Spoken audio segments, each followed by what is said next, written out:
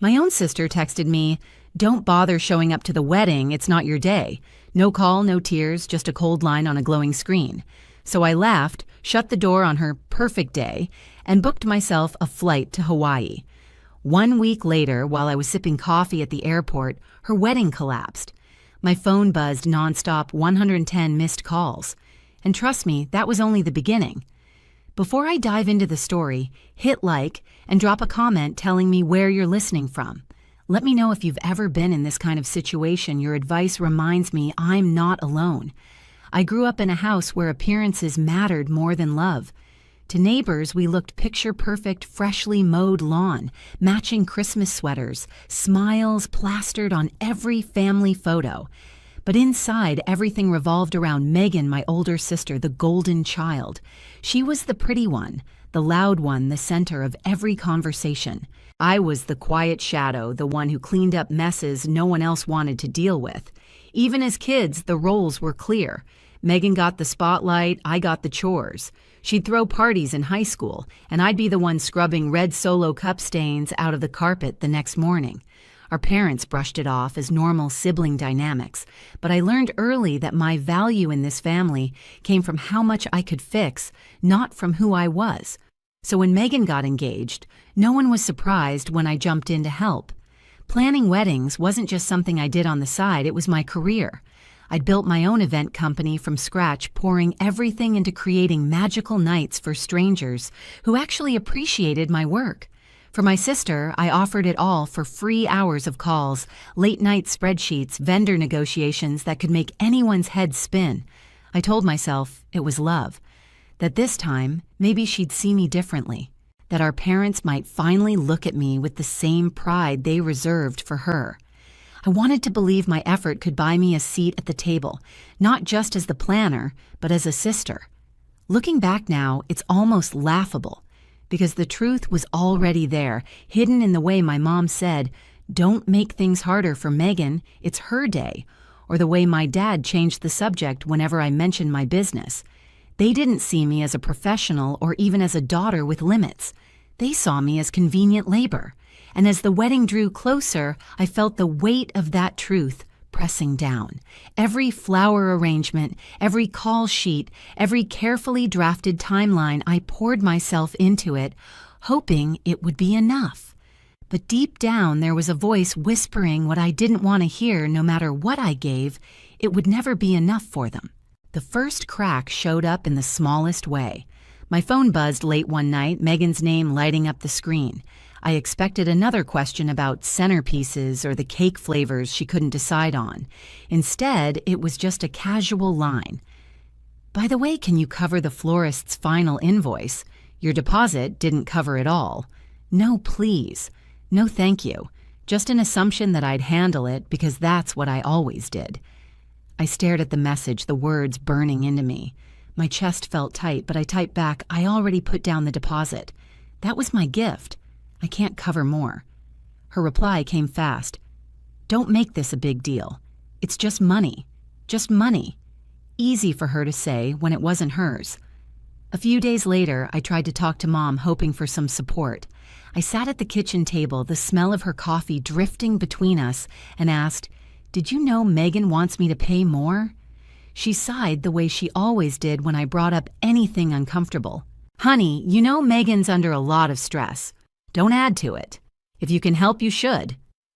There it was, again the command to stay quiet, to carry the weight so Megan could shine. But the real turning point came when Dad called. His voice was warm at first, cheerful even. "So, sweetheart, we're all pitching in for Megan and Alex's wedding gift, a down payment on their first house. Your share will be $2,000. You can just transfer it to me." I gripped the phone so hard my hand hurt. "Dad," I said slowly, "I'm not even invited to the wedding anymore." There was a long pause before his tone hardened. "This isn't about the wedding, Clara. This is about family. Don't punish your sister over one little seating issue. One little seating issue." My exclusion, my work, my money dismissed in a single phrase. After that, the humiliation became public. One night before bed, I scrolled through Instagram and froze. My cousin had posted pictures from Megan's bridal shower. It was held at the same garden cafe I'd scouted months before. There were the bridesmaids in matching dresses I helped choose, clinking champagne glasses, smiles wide Megan, glowing at the center. The caption read, "The A-Team celebrating the bride-to-be." I wasn't part of the picture. I wasn't part of the A-Team. I closed the app, my throat dry, my hands shaking. For the first time, it wasn't just sadness. It was something colder, sharper. Anger that hummed like electricity under my skin. 10 days before the wedding, my phone rang again. Megan's voice exploded the second I picked up. The band just canceled. Their singer got sick. "You have to fix this, Clara. The wedding is in 10 days. Do something." Her demand was so casual, as if I still worked for her, as if she hadn't erased me from her big day. I took a slow breath, steadying myself. "I'm not your planner anymore, Megan." There was silence, then a screech. "Are you kidding me? After everything I've done for you, you're really going to be this petty?" But I didn't argue. I just hung up the click, echoing through the room. For the first time, I hadn't folded, and in that silence, I realized something vital. This wasn't just about a wedding anymore. This was about my worth, about whether I would keep letting them use me until there was nothing left. That night, lying in bed, I made a decision. They thought I was powerless, just the quiet fixer in the background, but they had no idea how much power I actually held. The days that followed blurred into a strange mix of quiet rage and icy clarity. For so long, I had been the fixer, the one who absorbed every demand without question. But that phone call with Megan, the way she screeched at me, the way my parents expected me to keep pouring money into a celebration I wasn't even invited to, had snapped something inside me. I sat at my kitchen table surrounded by neat stacks of papers, contracts, invoices, receipts, the documents that had ruled my life for the past 6 months. I'd signed every single one under my business name: Collins Events, LLC, the venue, the caterer, the florist, the linen rentals, all of them. I hadn't thought much about it at the time. It was just how I operated, never mixing personal and professional accounts. But now, as I scanned each line, one detail stood out like a lifeline. Final balances were due exactly 7 days before the event. If payment wasn't received, the contracts became void. In other words, the wedding didn't belong to Megan. It belonged to me. Still, I needed to be sure. I called Sarah, my friend and lawyer, the one who had helped me draft these contracts years ago when I was just starting out. We met at a small coffee shop downtown. The place smelled like espresso and cinnamon, the air humming with low conversations and clinking cups. I slid the folder across the table, my hands trembling, despite the cool expression I tried to maintain. Sarah flipped through the contracts with her usual no-nonsense calm. After a few minutes, she looked up at me, eyes steady. "Ava, you're the client of record. Legally, they answer to you. If the final payments aren't made by the deadline, you're entitled to cancel. The deposits, refundable to your business account." Her words hit me like a shock and a relief all at once. I wasn't powerless. I wasn't just the sister they could discard. I was the one holding all the strings. "Is it petty if I use that?" I whispered. Sarah shook her head. "It's not petty. It's business. They treated your professional work like a doormat. You have every right to pull it out from under them."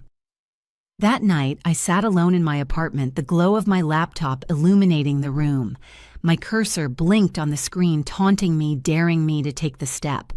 I drafted 4 emails, one for each vendor. The words were polite, professional, free of anger. As the client on record for the event scheduled, August 30th, I am writing to inform you that I will not be remitting the final payment as stipulated in our contract. Please consider this notice of cancellation effective immediately. Refund the deposit to my business account on file. I read them over and over, my heart pounding.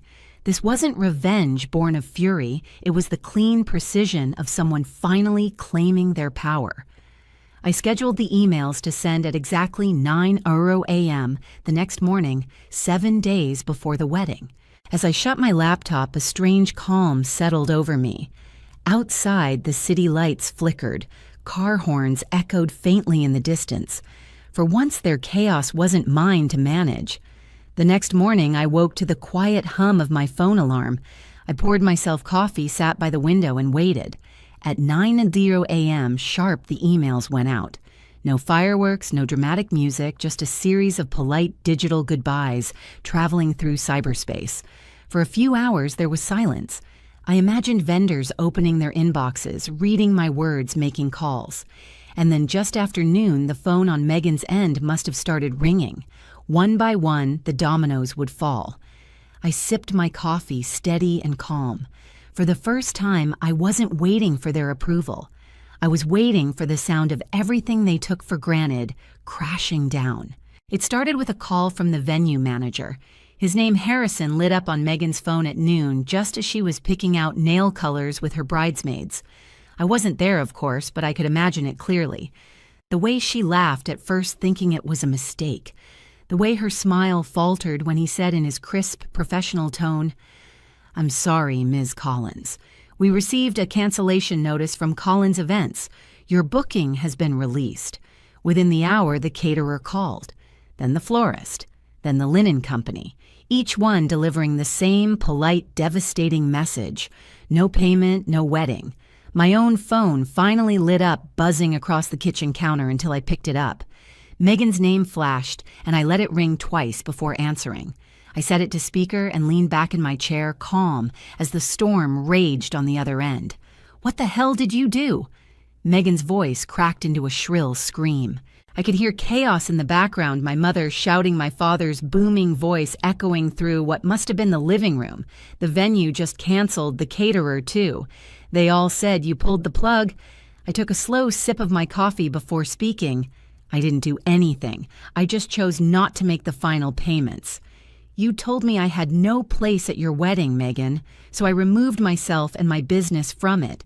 You ruined my wedding to get back at me." She screeched, her voice raw with panic. "No," I said evenly. "You ruined your own wedding when you decided I wasn't worth a seat at the table. You can't erase me, use me, and still expect my work to stand behind you." There was a beat of silence before my mother's voice cut in, sharp and furious. "Ava, how dare you? This is your sister's big day. You need to fix this right now." "I can't," I replied. My tone was calm, almost gentle, which only seemed to make them angrier. "The contracts are already void. The deposits have been refunded to my business account. It's done. You'll give that money back." My father roared, his voice so loud I had to hold the phone away from my ear. "No," I said. "That money was never a gift. It was business. And I'm done letting you treat me like free labor." For the first time, there was no scrambling, no apology from me. Just the sound of my words landing like stones in the silence that followed. On the other end of the line, I could hear Megan breaking down her sobs, jagged, furious, desperate. "You don't understand what you've done. Guests are flying in. Alex's family is already here, and yet somehow there was no room for me." I cut in. My voice sharpened for the first time. "Do you hear yourself? You erased me and still expected me to carry you." The sobs turned to venom. "You're pathetic. You've always been jealous. You'll die alone with your spreadsheets and your contracts, and no one will ever love you the way we love Megan." That one stung, I won't lie. But I forced myself to stay steady. "Maybe so," I said softly. "But at least I'll never beg scraps of love from people who only know how to take." The line went dead silent. Not a scream, not a sob, just nothing. And in that pause, I knew they finally understood this wasn't a tantrum. This wasn't a phase. This was the end of me being their doormat. I ended the call myself, pressing the red button with a hand that no longer trembled. The next few days were a blur of panicked voicemails, angry texts, even threats. At one point, my father showed up at my apartment building, pounding on the lobby door, demanding I come down and fix the family disaster. I stayed upstairs, lights off, watching from the window as he finally left. For once, I didn't cave. And then came the wedding day. Or rather, what was supposed to be the wedding day. While Megan and my parents scrambled to salvage scraps, switching venues, begging vendors who were already booked, I was sitting at the airport suitcase at my side, the hum of departures and announcements filling the air. I ordered a coffee, set my phone to silent, and slid my boarding pass across the counter. As the plane lifted into the sky, I thought of Megan in her white dress, standing in an empty hall with no flowers, no music, no food. The image wasn't sweet revenge. It was justice. The kind of justice that comes when someone finally refuses to be used. By the time my phone buzzed again, 40 new messages, 70 more missed calls. I was already soaring over the Pacific, watching the sunlight glitter on the water. And for the first time in years, the chaos wasn't mine to fix. The strangest thing about walking away was how light it felt. I thought I'd carry guilt or maybe regret, but all I felt was space, like I could finally breathe without their weight pressing down on my chest. News trickled back in pieces. A cousin messaged me with disbelief Megan's wedding had been reduced to a chaotic backyard scramble, plastic tablecloths from Walmart pizza delivery instead of a plated dinner. Half the guests left early. Photos were conspicuously absent from social media, except for one grainy shot where Megan's eyes looked more furious than joyful. My parents tried one last time to reel me back in. A long email arrived full of guilt trips family should stick together. You embarrassed us. You ruined Megan's big day. I read it once, then deleted it. For once, I didn't feel the need to respond. Meanwhile, the refunded deposit sat safely in my business account, proof that all my work hadn't been wasted, it had simply been reclaimed. With that money, I invested back into my company. I booked new clients, ones who valued me, who thanked me, who paid me without question. But the best part wasn't the business. It was my own peace. I walked along the beach in Hawaii. At sunrise, the sand cool under my feet, the ocean stretching endless and calm. For the first time in years, I wasn't planning around someone else's demands. I was just living. I thought about my grandmother, the one family member who had ever truly seen me. She used to tell me, your worth isn't in what you give away. It's in what you hold on to. Standing there with the waves lapping at my ankles, I finally understood what she meant. They had lost me completely, and I hadn't lost a thing. Family can wound you in ways strangers never could. They know exactly where to cut deepest, and for years I let those cuts bleed while pretending everything was fine. But sometimes the bravest thing you can do isn't fixing the mess, it's walking away from it. I didn't destroy my sister's wedding. I simply stopped holding it up. And in doing so, I realized something I should have known all along. My value was never measured by their approval. It was mine to define. If you've ever stood up to family who tried to erase you, or if you've had to protect your own peace at the cost of belonging, know this: you are not alone. Share your story in the comments. I'll be reading them. And don't forget to subscribe, because the next story might just remind you of your own strength.